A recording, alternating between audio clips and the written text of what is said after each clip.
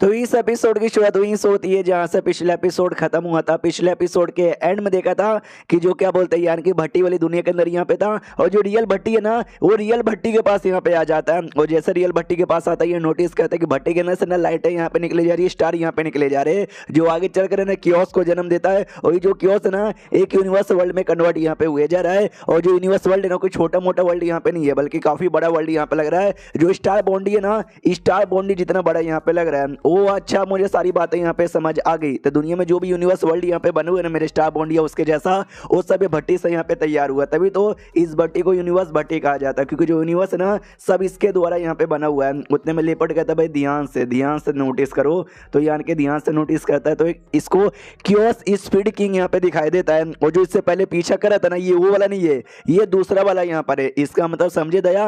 Leopard कहता हाँ यार अब मुझे सारी बातें यहाँ पे समझ आ गई। तो फंग टियन कहता है ईश्वर मुझे समझ नहीं आया, बोलो क्या तुमको समझ आया। तो लेपर्ड कहता है कि बोले हमने क्या डाउट लगाया कि जो यूनिवर्स भट्टी के अंदर ढेर सारे क्या बोलते भाई ये स्पीड किंग गाय को दिखाई नहीं दे रहे।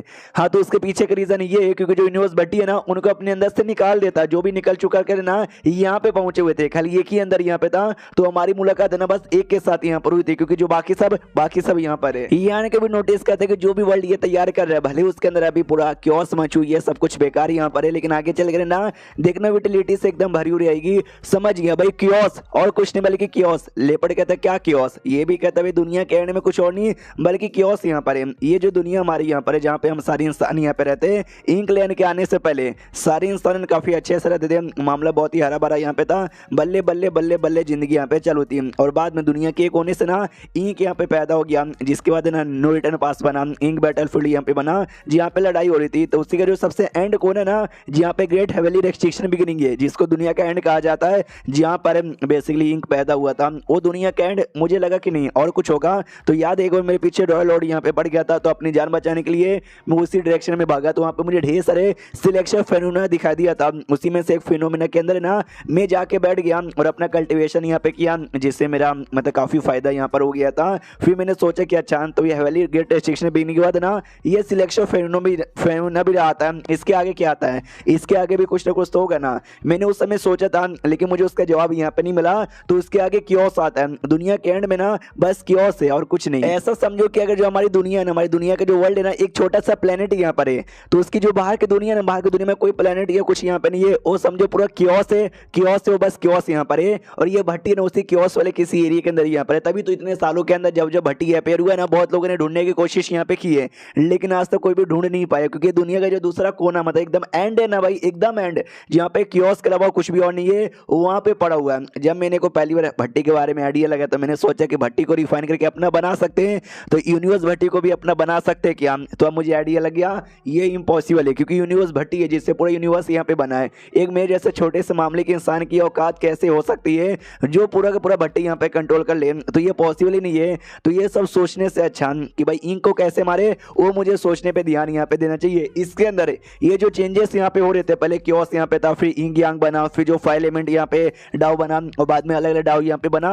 वही सब जो मिल के पहले बनता है 9 एवोल्यूशन यहाँ पे पूरा आता है, वही सब बाहर निकलता है। और जैसे बाहर निकलता है ना वही चीजें बाहर निकल के यूनिवर्स यहाँ पे बनती है। और ये जो प्रोसेस है ना हर बार यहाँ पे होता है, एक रिपीट साइकिल यहाँ पर, जिससे धीरे धीरे हमेशा को 100 सालों पे 1000 साल पे मतलब जब जब ये भट्टी अपेयर होती है ना जब तब ये प्रोसेस रिपीट होता है और वैसे ही अलग अलग दुनिया बनती है। उसको लेपर्ड कहता है कि बोल यार आगे क्या करेगा। जो सुनते यान के बोलता है कि आगे क्या करे, आगे कुछ भी करने की जरूरत ही नहीं यार, मैंने फाइनली यहाँ पे देख लिया कैसे दुनिया के एंड में बैठकर क्योस के बीच में बैठकर ये जो भट्टी है ना हमारा पूरा वर्ल्ड यहाँ पे धीरे धीरे तैयार किया जा रहा है। मजा ही आ गया देख के। लेपर्ड कहता भाई यहाँ से कैसे निकले वो मुझे बता। जो सुनते यान के कहता सिंपल यार, जो वर्ल्ड ट्री है ना मैं वर्ल्ड ट्री के साथ कॉन्टेक्ट करने की कोशिश यहाँ पे करता हूँ, उसके बाद ना भाई निकल जाएंगे और क्या।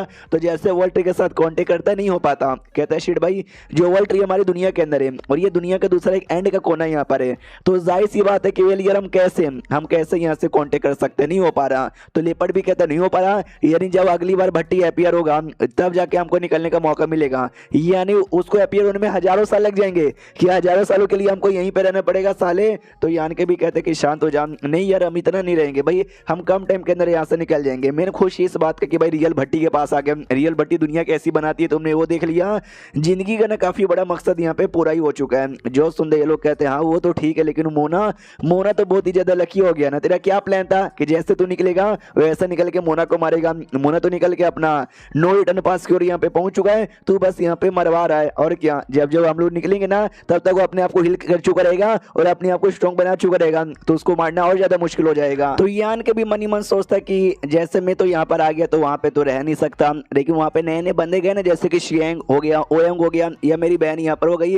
हालांकि मेरी जो बहन है ना ग्रेट हेवली रेस्ट्रिक्शन बेनी के पास यहाँ पे जाएगी तो बाकी इंसानों को सपोर्ट नहीं कर पाएगी, लेकिन बाकी इंसानों में लू और वाई दो 9वें रैंक के बंदे पहले से थे। शियांग और ओयंग भी चल जाएंगे, यानी इनको मिला के 4 हो जाएंगे। तो ये चारों मिलकर है ना जो इंग्लैंड है ना, इंग्लैंड की काफी कुटाई यहाँ पे कर देंगे, यानी अभी के लिए ज्यादा टेंशन लेने की कोई भी जरूरत नहीं है, ये चारों इंसान मिलकर संभाल लेंगे। रही बात हमारे दोनों एंसेस्टर का, वो मिलकर है ना वो जो था भाई जायंट स्पीड गॉड उस पर नजर यहाँ पे रखे जा रहे हैं। और रही बात वो कहीं यहाँ याद ना हो जाए, तो मैंने आने से पहले ओल्ड एंसेस्टर को यानी स्मॉल एंसेस्टर को दिया था भाई क्या बोलते हैं ट्रम्प कार्ड, जिसका यूज करके वो रोक सकती है, यानी उनका भी टेंशन लेने की जरूरत नहीं है। आराम से हम लोग यहाँ पे निकलने का रास्ता पता करने की कोशिश करते हैं, तो ये अपना रास्ता पता करने लग जाता है। अब आते हैं दूसरी ओर, जहाँ पे क्या बोलते हैं जंग ना, जंग कब की स्टार्ट हो चुकी थी। बहुत सारे जो एरिया था ना उस एरिया पे हमारे 9वें रैंक के ये बंदे जो आ चुके थे ओयंग और शियांग, जिसके वजह बैटल में ना एक कमाल की मतलब बोल सकते हो फायदा यहाँ पर हुआ, इंसान लोग ना काफी आगे यहाँ पे बढ़ने लगे। बहुत सारे इंग्लैंड लोगों को यहाँ पे मारा और उनको मारने के बाद ना बहुत सारा एरिया अपने अंडर में यहाँ पे ले लिया। तो जो मीजिंग यहाँ पे था वो भी खुश की बात, टोटल 6 एरिया ना हमारे अंडर में आ चुका है, जो बाकी एरिया ना बाकी एरिया भी अपने अंडर में यहाँ पे लेना है। बताओ क्या खबर है, एक लड़की बताती जो नो रिटर्न पास है ना उस एरिया में ढेर सारे टेट लोड है ना वो इकट्ठा हो रहे हैं, लगता है जो रॉयल लोड है ना वो इकट्ठा करवाया जा रहा है। तो मीजिंग भी कहता है कि उनका रॉयल लोड इकट्ठा करवा रहा है, मगर क्यों कि ऐसा तो नहीं ना है कि सारे टेटे लोड की कुर्बानी देकर वो ढेर सारे हाफ रॉयल लोड यहाँ पे तैयार करवाना चाहते हैं, क्योंकि अगर हमारे 9वें रैंक के बंदे के सामने कोई टिक पाएगा थोड़ा बहुत तो हाफ रॉयल लोड ही है। तो ऐसा ही यहाँ पे था, वो जो रॉयल लोड यहाँ पे था जो बहुत पहले से रॉयल लोड यहाँ पर है, वो यहाँ पे बाकी बंदे लोग को भेजता है और कहता भाई तुम नल्ले जाओ यार, अगर तुम रॉयल लोड यहाँ पे बन गए तो बढ़िया बात है, अगर नहीं बन पाए तुम्हारा पावर है ना दूसरे किसी हाफ रॉयल लोड को मिलेगा, इंश्योर तुम मरोगे नहीं बल्कि तुम्हारी कुर्बानी यहाँ पे जाएगी। हाँ तो ऐसा करते करते करते बहुत सारे इंग्लैंड की कुर्बानी देकर 50 हाँ लगभग 50 है ना हाफ रॉयल लोड यहाँ पे तैयार हो जाते हैं। वो चैप्टर यहीं पे खत्म हो जाता है। तो मिलते हैं किसी और वीडियो में, जब तक के लिए बाय बाय।